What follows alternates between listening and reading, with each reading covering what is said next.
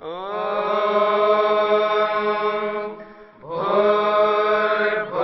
स्वः तत्सवितुर्वरेण्यं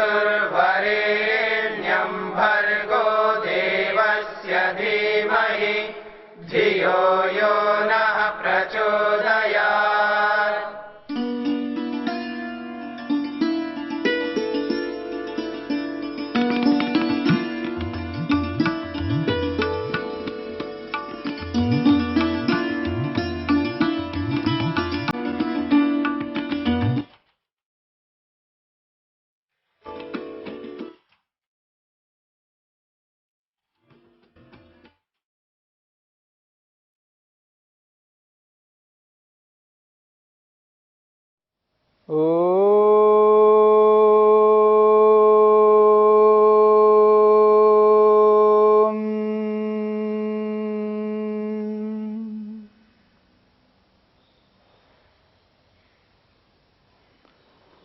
योग विद्या के अंतर्गत मन की अवस्थाओं की चर्चा हो रही है। मन की चौथी अवस्था एकाग्र अवस्था है। एकाग्र अवस्था की उपलब्धियों की चर्चा करते हुए आपके समक्ष दो उपलब्धियों की चर्चा की।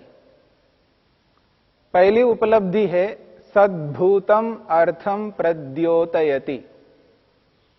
जो वस्तु जैसी है उस पदार्थ को, उस वस्तु को वैसा ही योगी अनुभव करता है। वस्तु के रूप में अनुभव करना प्रत्येक व्यक्ति नहीं कर पाता है। कहीं कहीं तो कर लेता है, प्रत्येक वस्तु के विषय में नहीं कर पाता है। एकाग्र अवस्था को प्राप्त करने वाले योगी प्रत्येक पदार्थ के विषय में यथार्थ रूप में अनुभव करता है। जैसी वस्तु है उसको वैसा ही एहसास, अनुभूति करता है। दूसरी उपलब्धि कही है क्षिणोति च क्लेशान। समस्त क्लेशों को नष्ट करता है। योगी काम, क्रोध, लोभ, मोह, ईर्ष्या, अहंकार, जीवन में आने वाले जितने भी क्लेश हैं उन सभी क्लेशों को आने नहीं देता है।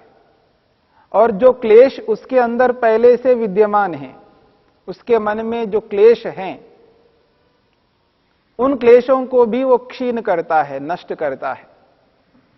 और क्लेशों को नष्ट करना केवल विवेक से होगा।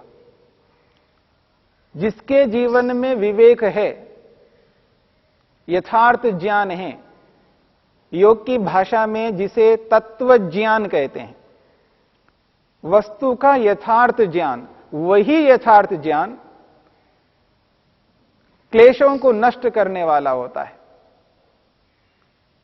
यथार्थ ज्ञान ही मूर्खत्व को दूर करने वाला होता है।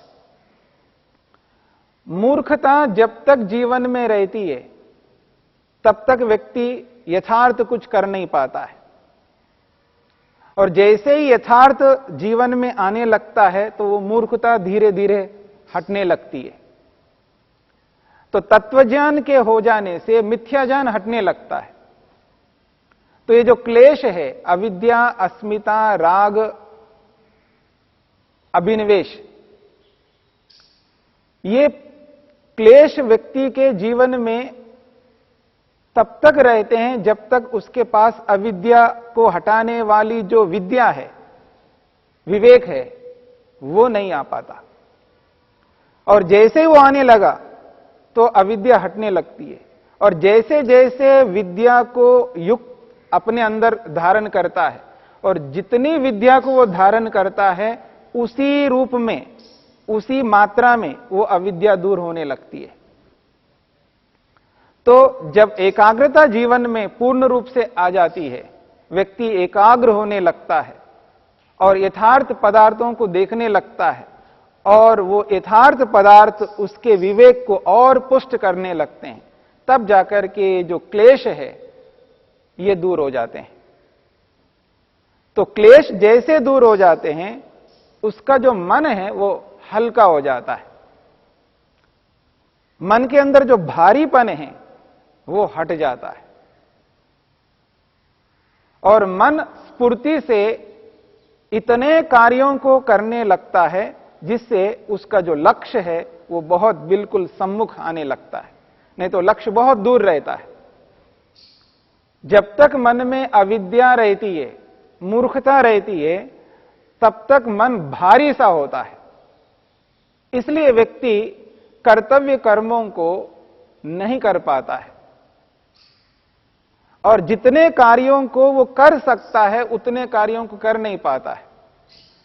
मन का जो भार है वो अविद्या के कारण से है और जैसे ही अविद्या हट जाती है, मन एक प्रकार से ऐसा हल्का हो जाता है, तो उसकी जो गति है, कार्यों को करने की गति, वो बहुत तीव्र गति से उत्तम कार्यों को करता हुआ अपने लक्ष्य के निकट पहुंच जाता है। तो क्लेशों को नष्ट करना ये बहुत आवश्यक होता है मुक्ति को प्राप्त करने वाले व्यक्ति को, मोक्ष को प्राप्त करने वाले व्यक्ति को, योगाभ्यास करने वाले व्यक्ति को। जब तक वो क्लेशों को दूर नहीं कर पाता तब तक वो मुक्ति के निकट नहीं पहुंच पाता है। तो क्लेश उसके दूर हो जाते हैं इस एकाग्रता को प्राप्त करने से। एकाग्रता को प्राप्त करने से तीसरी एक बहुत बड़ी उपलब्धि मिलती है, कर्म बंधनानि श्लेथयति। कर्म बंधनानि श्लेथयति। ये जो हम कर्म करते हैं, वो जो कर्म हम करते हैं वो क्षिप्त अवस्था से युक्त होकर के करते हैं। दूसरी जो अवस्था है मूढ़ अवस्था, उस मूढ़ अवस्था से युक्त होकर के करते हैं। और तीसरी जो अवस्था है विक्षिप्त अवस्था, उस विक्षिप्त अवस्था से जो कर्म करते हैं। इन तीनों अवस्थाओं में रहकर के जितने भी कर्म हम करते हैं, उन कर्मों के पीछे एक छाप पड़ता है मन के अंदर, जिसको संस्कार शब्द से कहा है, जिसे हम वासना शब्द से भी कहते हैं। और वो जो संस्कार हैं, जो वासनाएं हैं, व्यक्ति को तंग करते हैं, परेशान करते हैं, दुखी करते हैं। तृष्णा हमेशा मनुष्य को दुख पहुंचाती है और मृग तृष्णा के बारे में लोक में प्रसिद्ध है। जिसके जीवन में मृग तृष्णा है वो बहुत दुखी रहता है, क्योंकि तृष्णा की पूर्ति कभी हो नहीं पाती है। जैसे मृग को तृष्णा, उसके अंदर जो पानी की तृष्णा है वो कभी वहां पर डेजर्ट में, मरुस्थल में, वो इधर से उधर, उधर से इधर भाग भाग करके उस पानी को उपलब्ध नहीं कर पाता। तो जैसे मृग पानी के लिए इधर उधर दौड़ लगा करके तृष्णा को पूर्ण नहीं कर पाता, उसी प्रकार से मनुष्य भी अपनी जो इच्छाएं हैं, आकांक्षाएं, अभिलाषाएं हैं, उनको पूरा नहीं कर पाता है। वो ये मनुष्य की तृष्णा है। ये तृष्णा कभी पूर्ण नहीं हो सकती है, कभी उसकी पूर्ति हम नहीं कर सकते। तो जो तृष्णा रूपी ये जो संस्कार है, वो संस्कार जब तक मन में रहेंगे तब तक व्यक्ति उत्तम पवित्र कर्मों को नहीं करेगा। उन्हीं कर्मों को करेगा जिन कर्मों के कारण से पुनः वो तृष्णा बनती जाएगी। ऐसी जो तृष्णा है, वो तृष्णा बार बार कर्मों को कराने वाली होती है। फिर पुनः पुनः उन्हीं कर्मों को व्यक्ति करता है जिन कर्मों के कारण से वो बंध जाता है, जन्म मरण के चक्र में वो बंध जाता है। तो जन्म मरण के चक्र को बांधने वाली जो तृष्णा है, उस तृष्णा को एकाग्र अवस्था जो है शिथिल कर देती है। कर्म बंधनानि श्लेथयति। कर्मों को बांधने वाली जो तृष्णा है, उस तृष्णा को ये एकाग्रता जो है वो शिथिल कर देती है। जैसे वो शिथिल हो जाएगी, फिर व्यक्ति वैसे कर्म नहीं कर पाएगा, अर्थात क्षिप्त अवस्था से युक्त होकर के कर्म नहीं कर पाएगा, मूढ़ अवस्था से युक्त होकर के कर्म नहीं कर पाएगा, विक्षिप्त अवस्था से युक्त होकर के कर्म नहीं कर पाएगा। जिस वक्त व्यक्ति को एकाग्र होकर के मुक्ति के लिए, मोक्ष के लिए उसको कर्म करना है, उन्हीं कर्मों को करेगा। और ऐसे कर्मों को करेगा जिन कर्मों को करते हुए तृष्णा नहीं बनेगी, यानी संस्कार नहीं बनेंगे। और जब तक संस्कार बनते रहेंगे तब तक उसकी तृष्णा और पुष्ट होती जाएगी। तो तृष्णा को रोकना है तो व्यक्ति को एकाग्रता से युक्त होकर के कर्म करने होंगे, मुक्ति के लिए कर्म करने होंगे, मोक्ष के लिए कर्म करने होंगे, आत्मा और परमात्मा को सम्मुख रख करके कर्म करने होंगे, तब जाकर के उसकी तृष्णा रुकेगी। तो कर्मों को बांधने वाली जो तृष्णा है वो बहुत मजबूत है आज हमारे जीवन में। उसी तृष्णा से प्रेरित होकर के आज हम उसी प्रकार के कर्म करेंगे, और वो जो कर्म है राग से, द्वेष से, मोह से युक्त होकर के हम करते रहेंगे। फिर अविद्या और जीवन में बढ़ती जाएगी। तो जैसे जैसे अविद्या बढ़ती जाएगी वैसे वैसे मुक्ति से दूर होते जाएंगे। मुक्ति के निकट जाने के लिए अविद्या को हटाना है। अविद्या को हटाना है तो हमें वो जो कर्म करने हैं वो ऐसे कर्म करने हैं जिनसे संस्कार ना बने, और जब संस्कार नहीं बनेंगे फिर वो कर्म मुक्ति के कारण बनेंगे। तो कर्मों को बांधने वाली जो तृष्णा है हमारे मन के अंदर, उस तृष्णा को शिथिल कर देना, ऐसा ढीला बना देना कि वो कुछ कार्य नहीं कर सके। उस स्थिति में जाकर के योगी व्यक्ति अपने गंतव्य स्थान की ओर अग्रसर होता है, आगे बढ़ता है। तो कर्मों को बांधने वाली जो तृष्णा है उस तृष्णा पर हमारी दृष्टि हो, हमारा ध्यान हो। तो वो जो तृष्णा व्यक्ति को उद्विग्न कर रही है, परेशान कर रही है। उसी तृष्णा से प्रेरित होकर के फिर रागी बनता है, द्वेषी बनता है, मोही बनता है, और फिर अविद्या और बढ़ जाती है जीवन में। और जैसे जैसे अविद्या जीवन में बढ़ती है फिर वैसे वैसे उसके कर्म अविद्याजन्य हो जाएंगे, अविद्या से युक्त कर्म होते जाएंगे। ये सारे के सारे कर्म बंद हो जाते हैं। तृष्णा को रोक देता है, अविद्या को रोक देता है, क्लेशों को क्षीण कर देता है, तब जाकर के उसके जो बंधन हैं वो बंधन ढीले हो जाते हैं। जन्म मरण को प्राप्त करना जो उसका है, वो प्राप्त करने का जो कारण है तृष्णा, वो ढीली हो जाने से उसका बंधन भी, उसका गांठ भी ढीला हो जाता है, शिथिल हो जाता है। फिर वो अगला जो उसको जन्म प्राप्त करना है वो प्राप्त नहीं करेगा। अगले जन्म को प्राप्त करने का मतलब है दुख को प्राप्त करना। अगले जन्म को प्राप्त करने का अर्थ है मृत्यु को प्राप्त करना। तो जन्म से भी दुख होता है और मृत्यु से भी दुख होता है।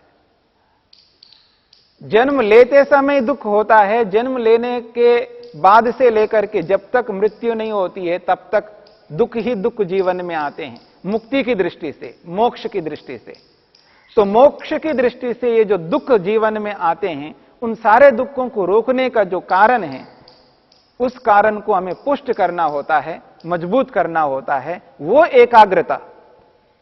उस एकाग्रता से हम उस प्रकार के कर्मों को करते हैं, उस प्रकार की विद्या को जीवन में उतारते हैं जिस विद्या से, जिस तत्वज्ञान से, जिस यथार्थ ज्ञान से हम अपने बंधन के जो कारण हैं संस्कार, उन संस्कारों को ढीला बनाते हैं, शिथिल बनाते हैं। संस्कार दो प्रकार के होते हैं। एक वो संस्कार होते हैं जो मुक्ति को देने वाले संस्कार होते हैं, मोक्ष को देने वाले संस्कार होते हैं, जो उत्तम पवित्र कर्मों को एकाग्र अवस्था में व्यक्ति करता है। उन कर्मों को करते हुए वो अविद्या को उत्पन्न नहीं होने देता है, यानी राग को उत्पन्न नहीं होने देता, द्वेष को उत्पन्न होने नहीं देता, मोह को उत्पन्न नहीं होने देता, या मैं दूसरी भाषा में कहूं, काम, क्रोध, लोभ, मोह, ईर्ष्या, अहंकार, इनको उत्पन्न नहीं होने देता। जब जीवन में ये नहीं आते हैं और जो कर्म हो रहे हैं उन कर्मों के साथ अहंकार पैदा नहीं हो रहा है, मोह उत्पन्न नहीं हो रहा है, द्वेष उत्पन्न नहीं हो रहा है, कर्म करता जा रहा है, कर्मों को रोकता नहीं है, लेकिन इन कर्मों को करते हुए ये अहंकार, ये द्वेष, ये मोह उत्पन्न नहीं हो रहे, तो यही कर्म उन संस्कारों को उत्पन्न करने जो विद्या से युक्त होते हैं, विद्याजन्य संस्कार होते हैं। और वो विद्याजन्य संस्कार है, वो मुक्ति का, मोक्ष का कारण बनता है। मुक्ति को, मोक्ष को दिलाने के जो कारण विद्याजन्य संस्कार है, वो संस्कार व्यक्ति को बनाने होते हैं। और उस संस्कार को बनाने के लिए विद्या चाहिए, यथार्थता चाहिए, वस्तुस्थिति, जो वस्तु जैसी है उसको वैसा ही स्वीकार करना, वैसा ही स्वीकार करके वैसा ही अनुभव करते हुए वैसा ही क्रिया करनी, वैसे ही कर्म करने, तब जाकर के विद्याजन्य संस्कार मुक्ति की ओर हमें अग्रसर करेंगे। तो एक ओर से अविद्याजन्य संस्कारों को शिथिल करना है, दूसरी ओर से विद्याजन्य संस्कारों को बढ़ाना है। दो काम करने होंगे। अविद्याजन्य संस्कारों को समाप्त करना है, उनको बनने नहीं देना है, और विद्याजन्य संस्कारों को बढ़ाना है और बढ़ाना है और बढ़ाना है, जिससे मुक्ति की ओर हम अग्रसर हो सके। तो ये जो तीसरी उपलब्धि है एकाग्रता को प्राप्त करने से जो प्राप्त हो रही है, कर्म बंधनानि श्लितयति, कर्मों के जो बंधन हैं उनको शिथिल करता है। तो तीसरी उपलब्धि को प्राप्त करते हुए व्यक्ति एक और उपलब्धि को प्राप्त कर लेता है, जो इसके साथ सीधा सीधा वो उपलब्धि जुड़ी हुई है, वो मुक्ति की ओर अग्रसर होता है। मुक्ति के लिए जो रास्ता है, जो मार्ग है, वो कम होता जाता है उसका। इसलिए कहा है निरोधाभिमुखम करोति, निरोधाभिमुखम करोति, निरुद्ध अवस्था की ओर वो अग्रसर होता है। मन की जो पांचवी अवस्था है वो निरुद्ध अवस्था है। 4 अवस्थाओं में मन कार्य करता है, 4 अवस्थाओं में मन निरंतर कार्य करता है। मन रुकता नहीं है, खाली नहीं रह सकता, निरंतर काम करता ही रहता है, करता ही रहता है। मन कब रुकेगा? जब निरुद्ध अवस्था को हम प्राप्त करें। मन की जो 5वीं अवस्था है वो निरुद्ध अवस्था, जिस अवस्था में जाकर के मन रुक जाता है, कार्य बंद कर देता है, काम करना ही बंद कर देता है। उस अवस्था में यानी मन का रुक जाना होता है। और जब मन रुक जाता है तब ईश्वर सामने दिखाई देने लगेगा, यानी आत्मा को ईश्वर सामने दिखाई देने लगेगा। आत्मा ईश्वर का साक्षात्कार करेगा, आत्मा परमात्मा का प्रत्यक्ष करेगा। तब मन का कोई कार्य नहीं रहता, उसका कार्य समाप्त हो जाता है। 4 अवस्थाओं में रहता हुआ मन निरंतर काम करता रहता है, और 5वीं अवस्था में जाकर के मन रुक जाता है। उसका जो कर्तव्य कर्म करने थे उनको पूरा कर लेता है। एकाग्र अवस्था में जितने कार्यों को उसको करना था मन को, वो सारे कार्यों को करके रुक जाता है। तब जाकर के निरुद्ध अवस्था आती है। उस निरुद्ध अवस्था में व्यक्ति को, आत्मा को ईश्वर का दर्शन होता है, ईश्वर का साक्षात्कार होता है। वो जो साक्षात्कार है जिसके लिए हमारा जीवन है, वो जो समाधि है, जिस समाधि को हमको लगाना है, वही वो समाधि है जिस समाधि को योग प्रस्तुत करता है। वो समाधि जिस समाधि के लिए हमारा जीवन है। मन की सभी अवस्थाओं में समाधि रहती है, लेकिन जो निरुद्ध अवस्था में जो समाधि है, उस समाधि के लिए हमारा जीवन है। उसी के लिए हमें मेहनत, पुरुषार्थ करना है। आज मिले, कल मिले, 2 साल बाद में मिले, इस पूरे जीवन को लगाने के बाद में अंतिम स्थिति में मिले, लेकिन इसी अवस्था के लिए हमारा लक्ष्य होना चाहिए। लक्ष्य ऊंचा होना चाहिए, तभी हम निरुद्ध अवस्था में जाकर के ईश्वर का साक्षात्कार कर पाएंगे।